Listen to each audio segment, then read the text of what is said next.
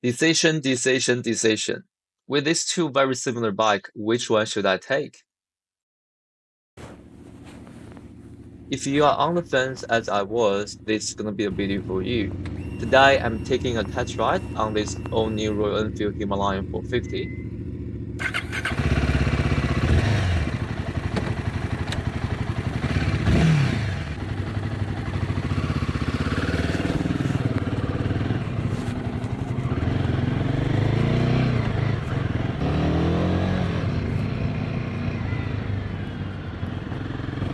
I had the last gen Himalayan 411 as my very first adventure bike, which is the second generation of their best-selling adventure bike since 2015, and I was really excited to test ride this newly improved version.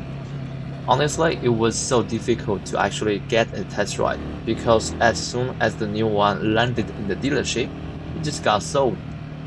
So let's see if this really live up to the hype.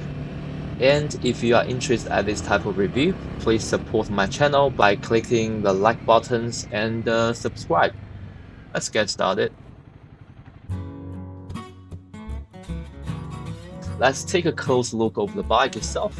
This black and gold color scheme is my favorite, and I have to admit, Royal Enfield had put a lot of attention into this build and finish. The paint and the welding are quite beautiful, and the control buttons feels simple yet sturdy. It's built to last. Well, I love the round LED highlight and the matching circular TFT display. It's definitely maintained the semi-retro look of the original Himalayan. The fuel tank has less sharper angles, and I do appreciate that they keep the tank guard, which has been reshaped to match the overall design of the bike. Well, the last gen 411 looks like the bike from 1950s.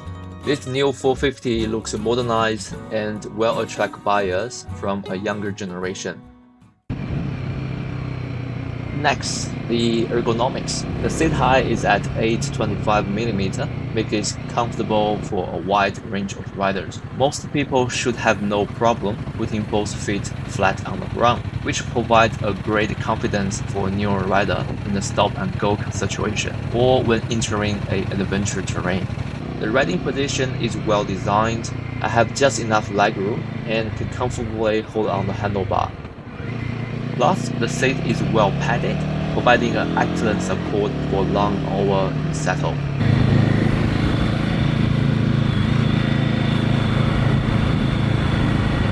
Standing up is very comfortable as well. Again, at my height of 178, I don't really need any mods on the handlebar or footpeg standing up straight. That to be said, the stock windscreen is relatively small, even comparing to the last generation. The shape of the tank also doesn't do much for the wind protection, so you will definitely feel the full blast of the wind at a highway speed.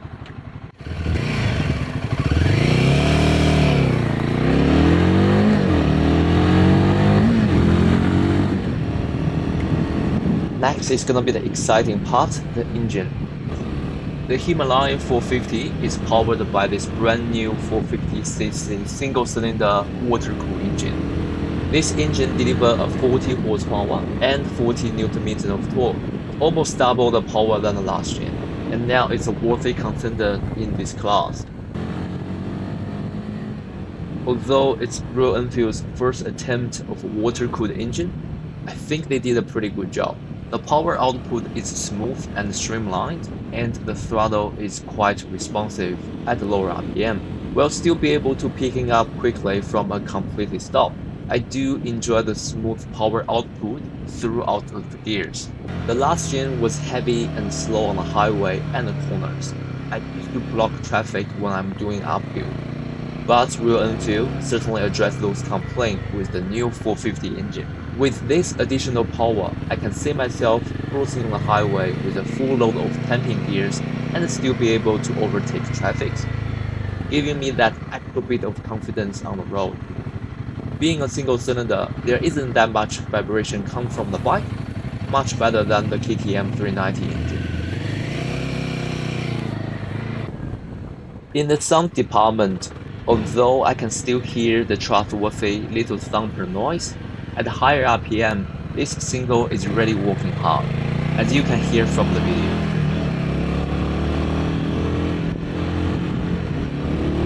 Personally, I found the engine sound is a bit underwhelming and not as exciting as other bikes, even comparing with my Husqvarna 401. And certainly is not helping when you have a 20-70-degree twin riding next to you. Maybe aftermarket exhaust will help, or just simply wear earplug. Handling wise, it feels slightly better than the last generation. With this 2118 wheel setup, you can't really do a lot of tight maneuvers. Yet riding in the city traffic, thanks for its lower seat height and wider handlebar, I don't feel the bike was heavy or awkward at lower speed, which is what I felt with the last generation. The suspension is surprisingly well tuned. The Himalayan 450 comes equipped with a Showa suspension. At the front, it's non-adjustable, and it has a monoshock at the rear with only preload adjustment. As boring as it sounds, I found it very well set up for daily use, perfect for absorbing road bumps and potholes without feeling too spongy. I didn't get a chance to test it off-road this time, but I'm confident if I could take the last gen off-road, I can certainly do a better job with this upgraded suspension. The brake feedback is slightly improved comparing with the last generation, with the brake made by Vibray with the switchable ABS. They do the job more than just fine on the road, and this soft brake feeling is much better suited in off-road condition. Tech-wise, this new TFT dashplay has a phone connectivity, median control, and map navigation, which I didn't get a chance to use any of that in my short test ride. It is quite annoying when the dash showing flashy on the camera. Although I had some trouble with the joystick control, all the basic information is quite easy to reach. It includes digital speedos, fuel gauge, clock, gear indicator, rider mode, and an ambient camp temperature.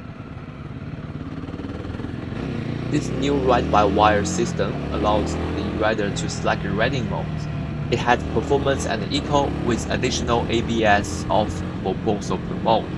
I didn't feel much of a difference between the two power modes itself, and honestly, I don't think I really need a lower power mode for this 40-ish horsepower bike. I'd much rather have a cruise control instead.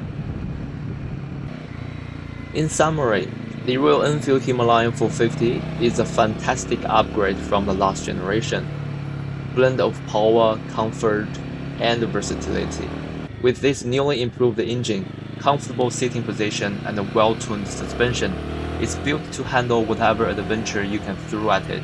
There are many riders took the last generation on the big adventure trips and the tough terrain. And there are many more learner adventure riding the 411 model just like myself. I'm sure this new 450 will do everything the last generation did and do it a much better job, while still meeting a good value for money. The right-away price for this top-spec Himalayan 450 with the tubeless tire is 9,079 Australian dollar. It's exactly the same price as the CFMOTO 450 MT. It's quite easy to say what Royal Enfield and CFMOTO are trying to achieve, which is taking over the entry-level ADV market from all other European manufacturers. Speaking of the 450 MT, the one riding in front of me is the very same bike I test rode last time. Although those two bikes has the same price and targeting the same buyer group, they have a lot of differences. And it's safe to say I made my verdict after the test ride. So what are those differences? Well, this video is getting very long, and I might just leave this topic for the next one. Let me know if you are interested, and please leave a comment if you have any questions. Thank you for watching. If you enjoyed this test ride, make sure to like the video and subscribe the channel, and I'll see you on the next adventure.